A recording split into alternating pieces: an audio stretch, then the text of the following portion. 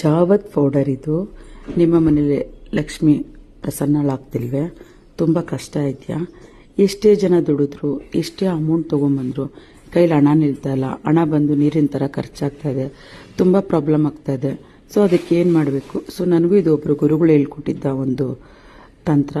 So ಇಲ್ಲಿ ಜಾಗ್ವಾತ್ powder ಅಂತ ಬರುತ್ತೆ. ಆ ಒಂದು ಪೌಡರ್ನ ಗ್ರಂಥಿ ಅಂಗಡಿಯಲ್ಲಿ ಎಲ್ಲ ಗ್ರಂಥಿ ಅಂಗಡಿಲೂ ಸಿಗುತ್ತೆ ನಿಮಗೆ ಜಾವತ್ ಪೌಡರು.